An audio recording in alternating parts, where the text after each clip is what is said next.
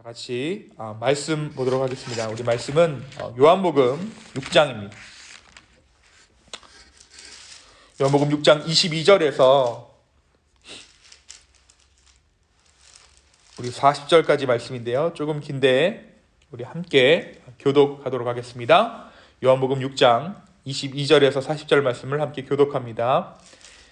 이튿날 바다 건너편에 서 있던 무리가 배 한 척 외에 다른 배가 거기 없는 것과 또 어제 예수께서 제자들과 함께 그 배에 오르지 아니하시고 제자들만 가는 것을 보았더니, 그러나 디베랴에서 배들이 주께서 축사하신 후 여럿이 떡 먹던 그곳에 가까이 왔더라. 우리가 거기에 예수도 안 계시고 제자들도 없음을 보고 곧 배들을 타고 예수를 찾으러 가버나움으로 가서 바다 건너편에서 만나 라비어 언제 여기 오셨나이까 하니, 예수께서 대답하여 이르시되 내가 진실로 진실로 너희에게 이르노니 너희가 나를 찾는 것은 표적을 본 까닭이 아니요 떡을 먹고 배부른 까닭이로다. 썩을 양식을 위하여 일하지 말고 영생하도록 있는 양식을 위하여 하라. 이 양식은 인자가 너희에게 주리니 인자는 아버지 하나님께서 인치신 자니라. 그들이 묻되 우리가 어떻게 하여야 하나님의 일을 하오리이까? 예수님께서 대답하되 이르시되 하나님께서 보내신 이를 믿는 것이 하나님의 일이니라 하시니, 그들이 묻되 그러면 우리가 보고 당신을 믿도록 행하시는 표적이 무엇이니까? 하시는 일이 무엇이니까? 기록된 바 하늘에서 그들에게 떡을 주어 먹게 하였다 함과 같이 우리 조상들은 광야에서 만나를 먹었나이다. 예수께서 이르시되 내가 진실로 진실로 너에게 이르노니 모세가 너에게 하늘로부터 떡을 준 것이 아니라 내 아버지께서 너에게 하늘로부터 참떡을 주시나니, 하나님의 떡은 하늘에서 내려 세상에 생명을 주는 것이니라. 그들이 이르되 주여 이 떡을 항상 우리에게 주소서. 예수께서 이르시되 나는 생명의 떡이니 내게 오는 자는 결코 줄이지 아니할 터이요 나를 믿는 자는 영원히 목마르지 아니하리라. 그러나 내가 너희에게 이르기를 너희는 나를 보고도 믿지 아니하는도다 하였느니라. 하나님께서 내게 주시는 자는 다 내게로 올 것이요 내게 오는 자는 내가 결코 내쫓지 아니하리라. 내가 하늘에서 내려온 것은 내 뜻을 행하려 함이 아니요 나를 보내신 이의 뜻을 행하려 함이니라. 나를 보내신 이의 뜻은 내가 주신 자 중에 내가 하나도 잃어버리지 아니하고 마지막 날에 다시 살리는 이것이니라. 함께 읽습니다. 내 아버지의 뜻은 아들을 보고 믿는 자마다 영생을 얻는 이것이니 마지막 날에 내가 이를 다시 살리리라 하시니라. 아멘. 네, 우리가 어제부터 강림절 말씀을 함께 묵상하고 있어요. 강림절 말씀을 함께 묵상하고 있는데요. 어제 우리가 요한복음 1장의 말씀을 통해서 말씀이 되어서 이 땅 가운데 오신 예수님을 함께 보았습니다. 어제 이제 말씀을 통해 예수 그리스도께서 이 땅에 오심으로 말미암아 우리는 더 이상 죄의 인도하심을 받는 인생을 사는 것이 아니라 무엇이 우리가 우리의 인생을 인도합니까? 은혜가 우리의 삶을 인도한다. 복음이 우리의 삶을 인도한다. 그러한 인생 되었다라는 것을 함께 나누었습니다. 또한 우리는 우리의 신앙이 더 이상 예수 그리스도를 믿지 않으면 죽을까봐, 뭐가 잘못될까봐 예수를 믿는 것이 아니라, 율법에 매여서 예수 그리스도를 믿는 것이 아니라 죄만 발견하는 믿음, 다시 말해 율법에 매여 신앙생활하는 것이 아니라 예수 그리스도의 성품 가운데 참여하는, 은혜와 진리 대신 그 예수 그리스도의 성품에 반응하는 인격적인 교제 가운데 우리가 주를 따르게 되었다라고 고백했습니다. 오늘 말씀 요한복음 6장은 예수님께서 자신을 따르는 무리들에게 내가 생명의 떡이다 라고 가리키시며 생명의 떡이신 예수 그리스도에 대해 제자들에게 가르쳐 주신 그 말씀입니다. 이 가르침은 예수님께서 갈릴리 바다의 무리를 걸어서 건너오셨던 사건이 일어난 그 다음 날을 배경으로 하고 있어요. 우리 16절에서 21절의 말씀인데요.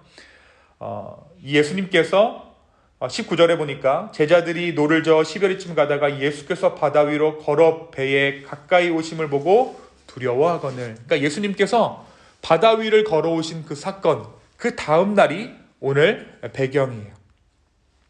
이날 제자들은 이제 가버나움으로 향하고 있었습니다.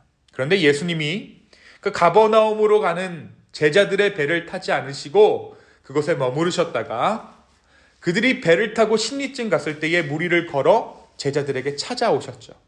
그리고 제자들은 그 일을 통해 예수님이 바다와 풍랑을 다스리시는 창조주 하나님, 메시아라는 사실을 영접하게 됩니다. 21절에 보니까 이에 기뻐서 배로 영접하니, 그들이 배로 예수님을 영접했어요. 그리고 그가 바다를 다스리시는 분이라는 것을 제자들이 깨닫게 되었습니다. 이제 다음날 아침에 디베랴에서 배 몇 척이 예수님의 오병이어의 기적을 일으켰던 그곳에, 디베랴에 도착합니다. 그때 그 예수님을 따르던 무리가 놀라운 사실을 발견하는데 뭐냐면 예수님이 그곳에 안 계시는 거예요. 내가 지금 예수님 따라왔는데 예수님이 계시지 않아요. 제자들이 없는 것은 뭐 그럴 수 있는데, 문제는 그들이 지금 예수님을 찾아왔는데 예수님이 그곳 가운데 계시지 않는 거예요. 그래서 그들은 제자들이 향했던 가버나움으로 급히 배를 타고 다시 떠납니다. 자, 24절에 보니까 우리가 거기에 예수도 안 계시고 제자들도 없음을 보고 배들을 타고 예수를 찾으러 가버나움으로 갔다라고 기록하고 있습니다. 결국 이 무리가 가버나움에서 예수님을 만나게 돼요. 여러분, 근데 왜 요한이 이렇게 사설을 쫙 늘어놨을까요? 왜 이들이 이렇게 예수님을 찾는 그 여정들을, 그 과정들을 비교적 상세하게, 나름 사족인데 왜 이렇게 늘어났을까요?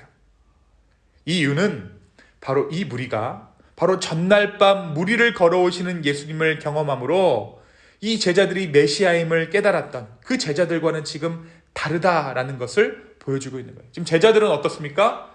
제자들은 예수님이 메시아이기 때문에 따르게 되었어요. 바로 그 전날 밤 사건으로 인해서. 그런데 이 무리들은 지금 어때요? 예수님을 메시아로 인정하지 않아요.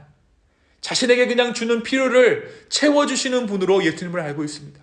그래서 그들의 필요를 따라 이리저리 좌충우돌하면서 지금 우왕좌왕하면서 예수님을 찾고 있다라는 상황을 요한이 의도적으로 보여주고 있는 것입니다. 바로 하룻밤 사이에 제자들은 예수님이 누구인가를 알았고 그를 영접했지만, 뒤늦게 예수님의 행적을 따라 이리저리로 헤매던 자들은 예수님이 아직 누구인지 모르고 있다, 우왕좌왕하고 있다, 이리저리로 헤매고 있다라는 것입니다. 그들은 단지 배가 고팠기에 그들의 필요 때문에 예수 그리스도를 따랐던 자들입니다. 그들은 로마로부터 유대인들을 해방시킬 만한 그 놀라운 자가 예수이지 않을까라는 일종의 어떤 정치적인 기대함을 가지고 지금 예수를 따르고 있어요. 예수님은 이런 그들을 향해 말씀하십니다. 27절입니다. 27절 한번 볼까요? 우리 27절 함께 읽겠습니다. 시작.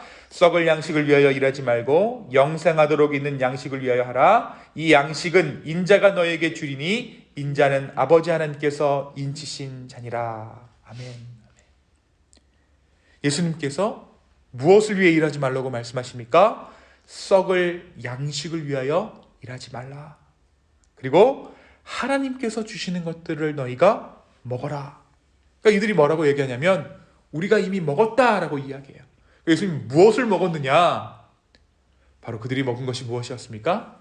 우리 조상들이 이미 하늘로부터 오는 만나를 먹었습니다 라고 이야기합니다. 이전까지 이들이 믿는 하나님은 만나를 내려주신 하나님이에요. 다시 말해 먹을 것을 먹이시는 하나님, 입을 것을 입히시는 하나님, 광야의 그 하나님을 믿고 있었던 것입니다. 다시 말하면 이들은 먹여줘야 하나님이고 입혀줘야 인정할 만한 하나님이었던 것이죠. 출애굽의 여정은 이미 끝났고 새로운 출애굽을 완성할, 새로운 출애굽 진정한 구원을 완성할 그분 예수 그리스도가, 하나님이 그들 눈앞에 계시지만 그들은 여전히 먹을 떡을 달라라고 지금 요청하고 있는 거예요. 이 떡을 주셔야지만 당신은 내가 인정할 만한 하나님이십니다. 이 예수를 믿고 난다면, 예수를 믿고 거듭난다면 그깟 떡이 문제가 아닐 텐데 여전히 이들은 광야에서처럼 떡에 매여 하나님과 관계하고 있었던 것이죠. 여러분, 우리가 떡을 생각했을 때, 먹을 것 생각했을 때, 여러분 코스트코에서 장 보려면 우리가 무엇 해야 합니까? 일해야 되죠. 그죠? 그래서 이들이 뭐라고 물어보냐면 예수님, 그러면 우리가 무슨 일을 할까요? 물어봐요. 그래서 물어본 거예요. 떡을 얻기 위해 하나님을 믿은 자들은 그 믿음조차도 일로 생각해야 했습니다. 그래서 그들은 28절에 질문을 하게 된 것이에요.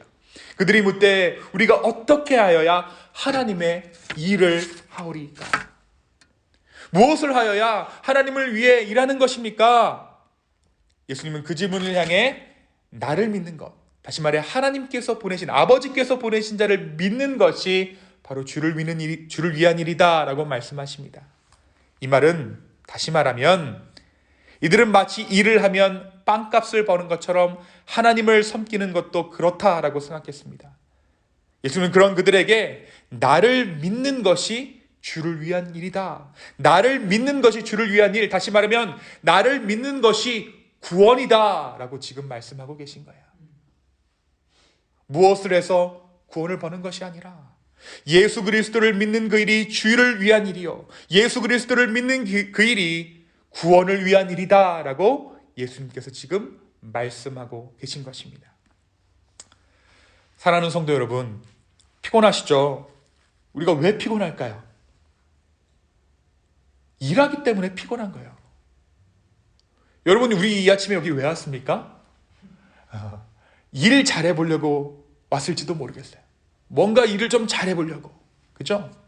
그런데 오늘 말씀이 분명히 이야기하고 있는 것은 구원이란 노동의 세계에서, 다시 말해 애굽의 세계에서, 일의 세계에서, 무엇을 하지 않으면 죽어버리는 그 애굽의 세계에서 안식의 세계로 들어오는 일이에요. 그것이 구원이에요. 그럼 왜 하나님이 율법 가운데 안식일을 가장 큰 계명으로 두셨을까요? 쉬게 하려고. 맞아요. 이전까지는 쉼이 없었거든요. 일해야만 되는 거였거든요. 구원이란 일의 세계에서 안식의 세계로 들어가는 거예요. 저와 여러분은 이미 지금 안식의 세계로 옮긴 바 되었습니다. 여러분, 세상 가운데 있을 때 가만히 있으면 도태된다, 가만히 있으면 뒤처진다 하는 조급함과 무엇하지 않으면 죽을지도 몰라 하는 알 수 없는 위협으로부터 영원한 안식이 되신 예수 그리스도의 복음의 세계로 들어왔다라는 것이에요. 이것이 바로 생명의 떡 되신 예수 그리스도를 먹은 자들의 특권입니다.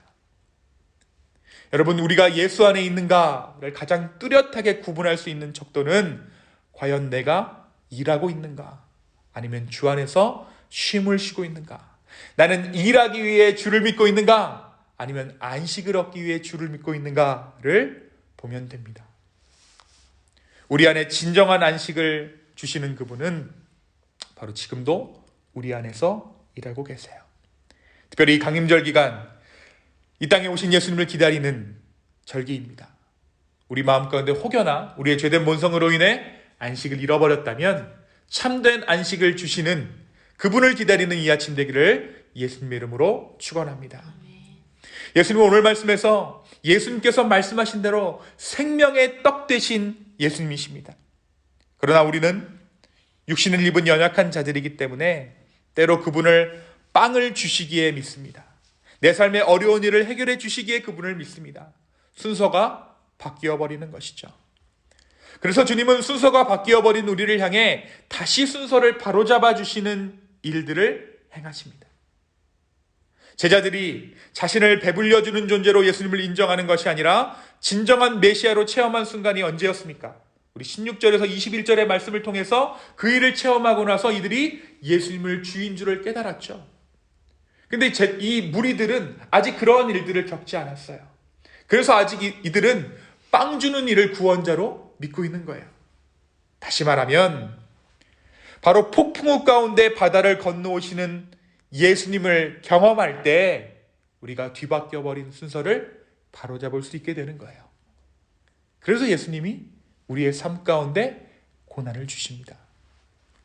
삶에서 찾아오는 고난들은 단순한 고난들이 아닙니다. 그 고난은 우리로 하여금 고난을 뚫고 유유히 우리를 향해 걸어오시는 예수님을 경험하게 합니다. 그리고 우리의 삶이 그 빵에 의존하는 것이 아니라, 우리의 삶이 그 빵에 달려있는 것이 아니라 우리의 삶 가운데 다가오시는 그 예수님께 달려있구나라는 것을 깨닫게 하시고 고백하게 하세요. 사랑하는 성도 여러분, 때때로 삶에 찾아오는 쉽지 않은 경험들, 인생의 복병이라 불릴 만한 일들, 난생 처음 경험하는 일들. 여러분, 우리 지영자매님도 오셨지만, 앞으로의 삶 꽤 많이 살아오셨지만, 앞으로의 삶 가운데 난생 처음 경험하는 일들이 참 많을 거예요. 내가 여태까지 참 가게 하면서 이런저런 사람 만나면서 이꼴저꼴 많이 봤다라고 생각하지만 날마다 새로운 것이 인간사예요. 그죠? 그 일들이 왜 있는가? 우리의 삶의 순서를 바로잡아 주시기 위해서. 우리는 우리의 삶에 다가오시는 주님을 보게 될 줄로 믿습니다. 그리고 우리가 그 주님을 경험함으로 빵 주시는 예수님이 아닌 생명 주시는 예수 그리스도를 경험하게 될 줄로 믿습니다. 이 예수님이 오시는 계절, 이 강림절에 우리에게로 다가오시는 예수님을 기다리는 저와 여러분 되기를 예수님의 이름으로 축원합니다. 시간 함께 기도하겠습니다. 주님, 오늘 이 아침에 우리가 주님을 기다립니다. 폭풍우와도 같은 우리의 인생을 뚫고 우리의 삶 가운데로 유유히 걸어오시는 그 주님을 기대합니다. 주여, 우리의 마음 가운데 안식을 주십시오. 또한 우리의 마음 가운데 성령 하나님 정말 요동하는 마음들이 있다면, 정말 우리의 삶이 위협받고 있다면 하나님께서 주시는 참된 평안으로 말미암아 생명의 떡 되신 그 예수 그리스도로 말미암아 우리의 삶이 다시 한번 충만하여 줄 수 있도록 주여 이 아침에 우리와 함께하여 주시옵소서. 감사합니다. 이번 말씀 살아계신 예수님의 이름으로 기도하였습니다. 아멘.